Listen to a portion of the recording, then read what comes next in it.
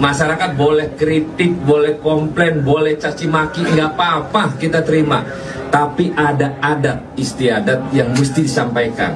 Itu kan nggak orang Jakarta semuanya guys, itu kan dari seluruh pelosok Indonesia gitu. Jadi nggak semuanya punya rumah di Jakarta gitu.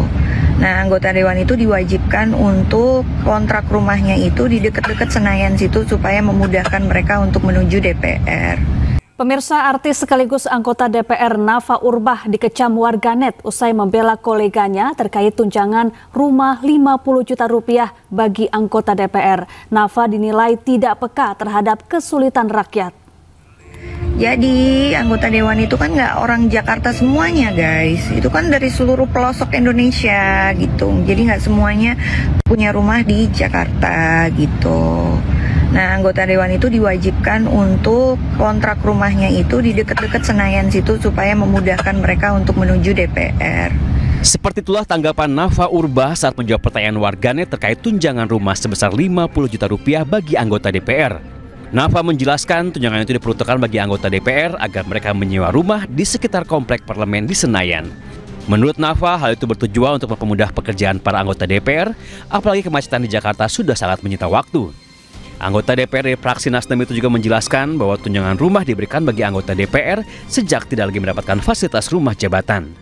Bukan kenaikan, itu tuh kompensasi untuk rumah jabatan, ya kan? Rumah jabatan yang sekarang ini sudah tidak ada lagi. Jadi rumah jabatan itu kan sekarang rumah-rumahnya itu sudah dikembalikan ke pemerintah.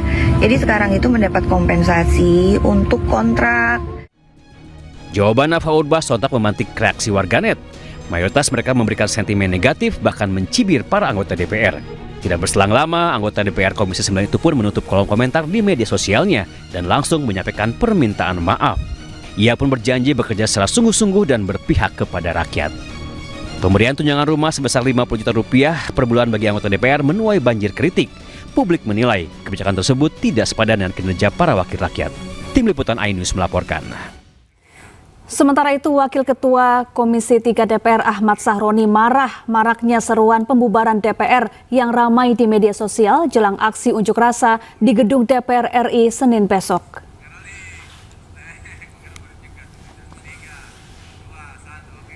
Ahmad Sahroni menyebut kritik dan tuntutan tersebut terlalu berlebihan dan menegaskan DPR akan tetap berdiri. Selain itu, Sahroni juga melontarkan kritik tajam kepada pihak-pihak yang menggaungkan wacana untuk membubarkan DPR.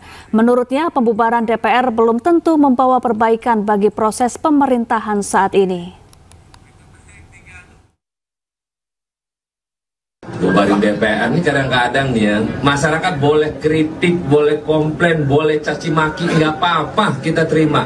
Tapi ada adat istiadat yang mesti disampaikan. Apakah dengan membubarkan DPR memang meyakinkan masyarakat bisa menjalani proses pemerintahan sekarang ini? Belum tentu. Maka jangan menyampaikan hal-hal seenaknya, bubarin DPR.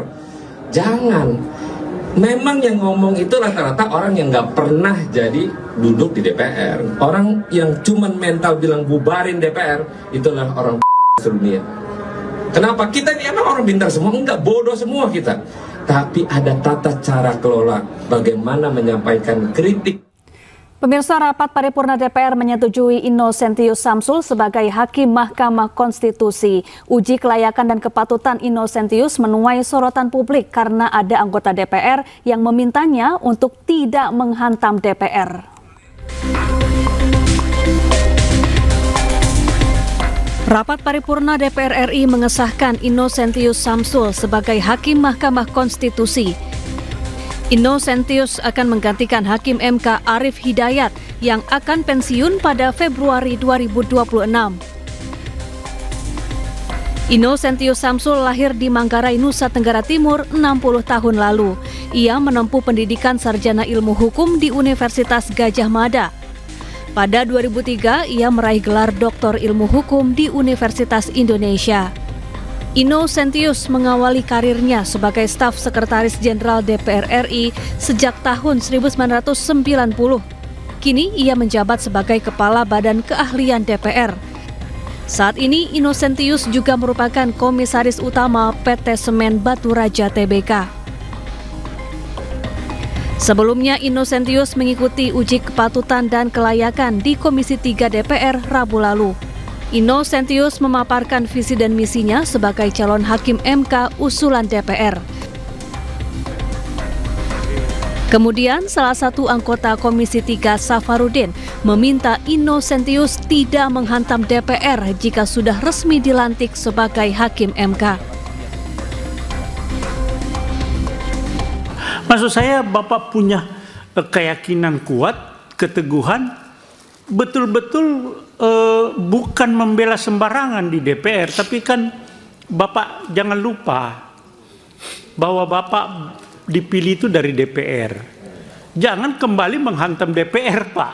Ini kan setelah duduk lupa, saya ini berasal dari DPR.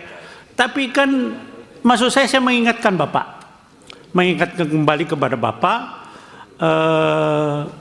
kalau kompetensi Bapak, saya pikir kita yakin.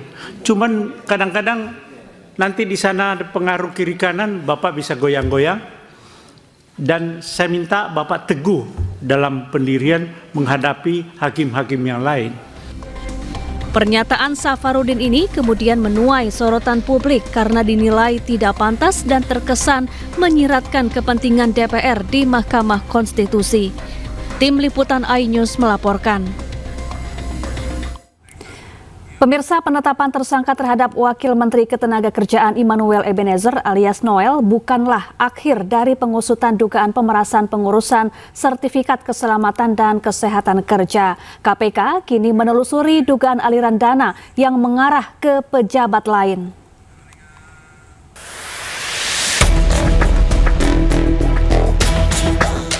KPK telah mendalami informasi terkait dugaan keterlibatan sejumlah pejabat di Kementerian Ketenagakerjaan yang terlibat dalam dugaan pemerasan pengurusan sertifikat keselamatan dan kesehatan kerja. Menurut Asep, penyelidikan tidak hanya menyasar ke pejabat aktif, tetapi juga mantan stafsus maupun stafsus menaker. Terkait dengan pengetahuan para pejabat lainnya ini menjawab dengan Mas Rizky juga. Tentunya kita sedang dalami, termasuk juga tadi kata Mas Rizky, ini aliran dananya ke stafsus dan lain itu sedang kita dalami seperti apa gitu ya. Ini kan baru 1 hari ini nih, kita baru melakukan konfirmasi kepada orang-orang yang kita amankan di malam Kamis kemarin. Kemudian kita tentu akan kembangkan. Kasus ini diduga berlangsung sejak 2019 hingga 2025 dan masih dalam tahap pengembangan. Dari Jakarta, Tim Liputan iNews melaporkan. Menjadi tersangka atas kasus pemerasan sertifikasi K3, mantan Ketua Umum Jokowi Mania Immanuel Ebenezer berharap dapat amnesti dari Presiden Prabowo Subianto. Bukannya mendapat amnesti, Noel malah dicopot dari jabatannya sebagai Wamenaker.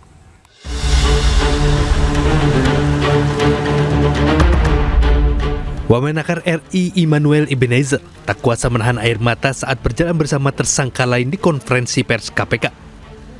KPK menetapkan Noel sebagai tersangka karena terbukti menerima uang 3 miliar rupiah dalam dugaan pemerasan pengurusan sertifikasi keselamatan dan kesehatan kerja K3.